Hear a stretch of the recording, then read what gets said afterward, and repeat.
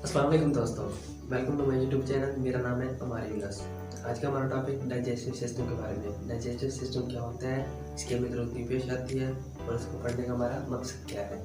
Digestive system के दो parts होते हैं, एक डाइजेस्टिव ऑर्गन और दूसरा एसेसरी ऑर्गन। एसेसरी ऑर्गन्स जो डाइजेस्टिव ऑर्गन्स है उसमें भी कुछ पार्ट्स हैं, उसमें भी कुछ मेन पॉइंट्स हैं। उसके मेन पॉइंट्स में जो मेन पार्ट्स हैं उसमें mouth, oesophagus, cardiac sphincter, stomach, pyloric sphincter, small intestine, large intestine, rectum और एनस वगैरह शामिल है, जो कि एसेसरी ऑर्गन्स है। एसेसरी ऑर्गन में जितने भी रतूबत खारिज होती हैं इसमें गॉल ब्लैडर, लीवर और पेंक्रियाज वगैरह शामिल है। सबसे पहले हम डाइजेस्टिव ऑर्गन की बात करते हैं, जिसमें पहला पॉइंट है माउथ। माउथ का क्या काम होता है?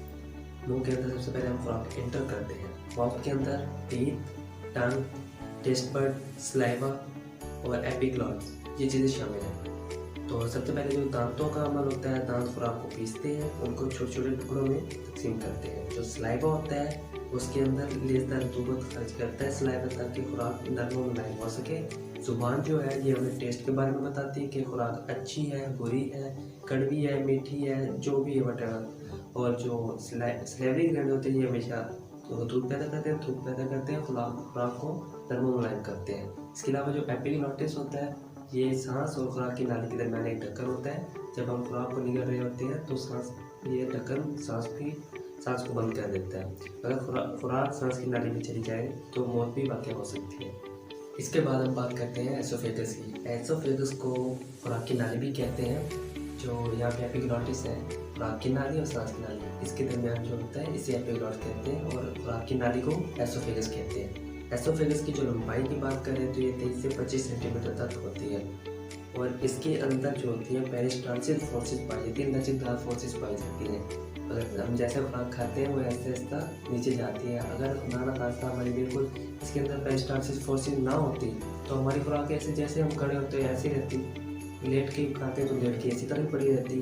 तो अल्लाह पाक ने हमारे अंदर ये एसोफेगस जो फिट की है इसके अंदर पेरिस्टालसिस फोर्सेस पाई जाती है। इसकी लंबाई 23 से 25 सेंटीमीटर है और ये खुराक की नाली भी कहलाती है। और इसका इख्तिताम एक ढक्कन के ऊपर होता है जिसे कार्डियक पाइलोरिक कहते हैं। कार्डियक पाइलोरिक भी एक ढक्कन होता है जो स्टमक और एसोफेगस के दरमियान में लगा होता है। जो एसोफेगस से खुराक को रिसीव करता है, स्टमक के अंदर जाती है और वो ढक्कन बंद हो जाता है। उसके बाद अमल शुरू होता है स्टमक का, मैदे का, उसके बाद अमल शुरू होता है। स्टमक इंसानी जिस्म का सबसे बड़ा अहम ऑर्गन होता है जो कि खुराक को स्टोर करता है, जो कार्डियक स्फिंक्टर से जो खुराक को वसूल करता है और उसको स्टोर करता है। और इसके अंदर भी पेरिस्टालसिस फोर्सेस पाई जाती हैं। एक नॉर्मल जो मैदा होता है इंसान का 5 से 6 लीटर तक की खुराक को स्टोर कर सकता है। और इसके मैदे के अंदर एसिड्स पाए जाते हैं, HCl, पैक्सेन, एमाइलेज वगैरह वगैरह शामिल होते हैं, जो खुराक की तोड़फोड़ में मदद देते हैं। मैदा इंग्लिश के एक वर्ड जे की तरह होता है और ये अंदर से खाली होता है। इसके बाद जो बात करते हैं वो है स्मॉल इंटेस्टाइन। मैदे के इख्तिताम पर भी एक ढक्कन होता है जिसे पाइलोरिक स्फिंक्टर कहते हैं। ये मैदे और छोटी आंत के बिल्कुल दरमियान में वाक़ होता है। छोटी आंत की लंबाई 21 फुट होती है और इसके 3 हिस्से हैं। छोटी आंत के 3 हिस्से हैं और छोटी आंत की लंबाई 21 फुट है। स्मॉल इंटेस्टाइन के 3 हिस्से होते हैं, ड्यूडेनियम, ड्यूजेनियम और इलियम। सबसे पहले बात करते हैं ड्यूडेनियम। ड्यूडेनियम की लंबाई 1 फुट होती है और इसके अंदर बाइल डक्ट और जूस वगैरह जो पेनक्रियाटिक जूस होते हैं वो इसके अंदर शामिल होते हैं। इलियम की लंबाई 12 फुट होती है और इसके अंदर शुगर और प्रोटीन वगैरह शामिल होते हैं। इसके बाद शुरू होती है large intestine. Large intestine basically इसका नाम ही लार्ज है, ये असल में लार्ज नहीं है। इसकी लंबाई तकरीबन 1.5 मीटर होती है, यानी 5 फुट होती है इसकी लंबाई। और इसके भी आगे पार्ट्स हैं जिसमें साइकम, असेंडिंग कोलन, डिसेंडिंग कोलन वगैरह शामिल है। और इसके अंदर जो बीमारियां होती हैं, बैक्टीरिया वगैरह, पेट के कीड़े, वो सारी बीमारियां बड़ी आंत में मौजूद होती हैं। यहाँ पे आकर बीमारियां अपना बसेरा करती हैं। बड़ी आंत का इख्तिताम रेक्टम के ऊपर ख़त्म होता है।